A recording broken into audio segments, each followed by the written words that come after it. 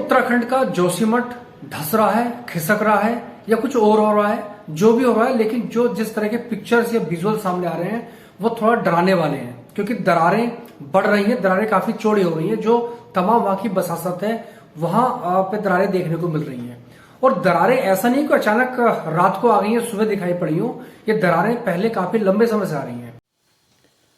सामरिक, धार्मिक, पर्यटन और पर्यावरण की दृष्टि से भारत का ये अति महत्वपूर्ण शहर जोशीमठ, जिसे आप देश का अंतिम शहर भी कह सकते हैं, क्योंकि प्रधानमंत्री जी कुछ समय पहले माणा गांव को, इसी ब्लॉक के माणा गांव को पहला गांव कह चुके थे। तो इसको देखा जाए तो ये देश का पहला शहर है, पहला धार्मिक शहर है, वो आज खतरे में है।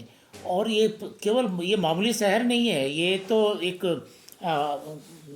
धार्मिक पीठ भी है। भारत की जो 4 सर्वोच्च धार्मिक पीठ जो आदि गुरु शंकराचार्य ने स्थापित की थी, उनमें से सर्वोच्च पीठ तो ज्योतिर्पीठ है, जिसका अस्तित्व खतरे में। आज खतरे में क्या, उसकी पीठ की मठ की दीवारें भी, उसमें भी क्रैक्स आ गई। समूचा जोशीमठ खिसक रहा है, अलकनंदा के आगोश में जा रहा है। खिसक क्या होना, वो ये फिसलते फिसलते फिसलते नीचे जा रहा है। सवाल ये उठता है कि जब ये दरारें पड़नी शुरू हुई थी या बढ़नी शुरू हुई थी, प्रशासन हो, शासन हो, सरकारें कहाँ सोई हुई थी। और पिछले कई दिनों से वहां एजिटेशन चल रहा था स्थानीय स्तर पर। उसके बाद जब हल्ला बोल हुआ तो उसके बाद सरकार के कान खड़े हुए हैं। मुख्यमंत्री ने दौरा किया है, चीफ सेक्रेटरी गए हैं, उसके अलावा जो बाकी जो सरकारी जो अमला है वो अब हल्कान है। लेकिन आवाजें, जो लोगों की दहशत है, जो लोगों की मांगी थी, वो काफी पहले से चल रही थी।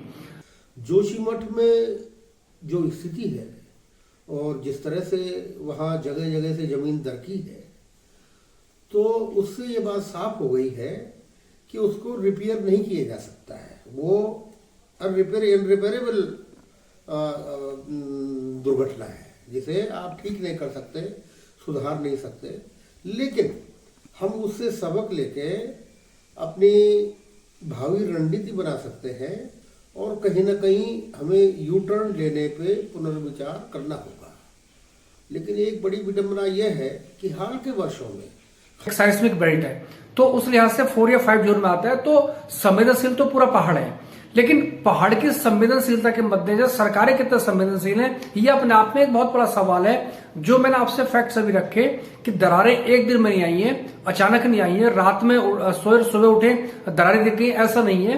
दरारें इतने चौड़ी हो गई, तो अब तक अगर शासन प्रशासन का जो रवैया रहा है तो वो अपने आप में चिंताजनक है। तो इसलिए सरकार में कहीं ना कहीं संवेदनशीलता की कमी है, ये एक फैक्ट। सरकार की गलती तो है ही है, सरकार मौन बैठी रही।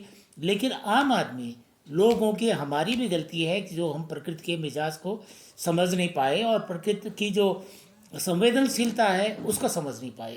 सरकार की गलती इसलिए है कि ये लगभग 1976 में जब विसरा कमेटी बैठी थी, तो इसलिए बैठी थी कि जब वहाँ भूस्खलन होने लगे, जब लगा कि जोशीमठ खतरे में है, तो एक हाई पावर कमेटी वहाँ बैठी थी। कमिश्नर थे वहाँ महेंद्र मिश्रा, तो उनकी कमेटी बनी थी। तो उसने उस समय का वही कारण गिनाए थे जो आज भूवैज्ञानिक गिना रहे हैं कि इसका एक तो जलोत्सरण की व्यवस्था करो, दूसरी बात यह है कि जो कैविटीज़ हैं, जहाँ तहाँ जो क्रैक्स हैं उनको दबाओ, और जो पानी का जो जा रहा है नीचे, हैवी जो कंस्ट्रक्शन है उसको मत होने दो।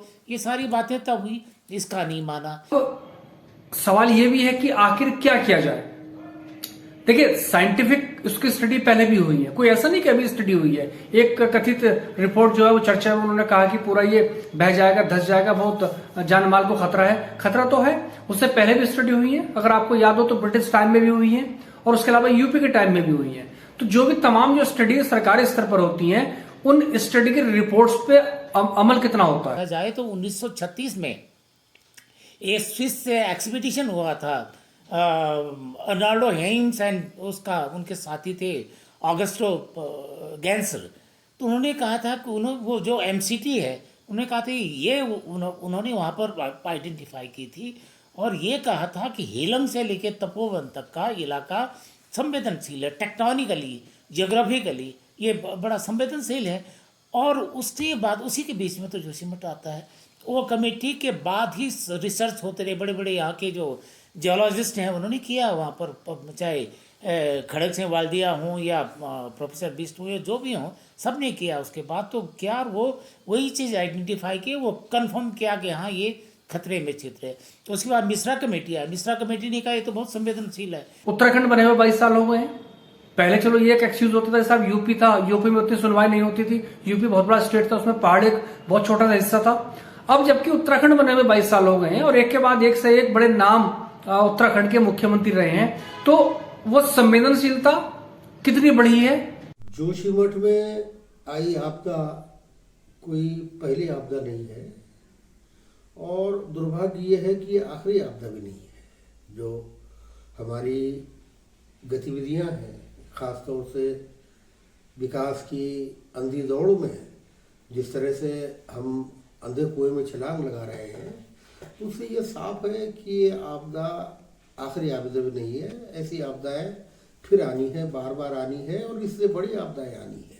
अब फौरी तौर पे सरकार को ये चाहिए कि जो तमाम लोग हैं जो दहशत में जी रहे हैं, उनको कहीं सुरक्षित स्थान पे उनको ले जाया जाए। क्योंकि मुख्यमंत्री खुद जो पुष्कर सिंह धामी दौरा करने गए थे, उन्होंने हालात का जायजा लिया है। उसके अलावा चीफ सेक्रेटरी भी वहां पर गए थे।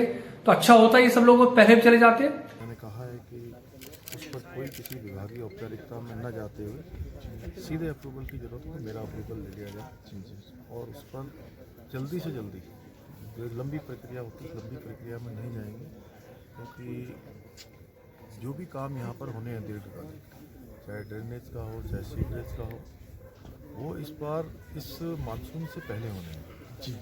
लेकिन अभी विषय ये है कि अभी कैसे सबको किया जाए और भविष्य में जब पुनर्वास की स्थिति बनेगी तो उसके लिए भी हम लोगों ने 2 स्थानों का बात करी है। पीपलकोटी के आसपास भी 2 स्थान है और बोचर पर, उस पर भी हम काम कर रहे हैं।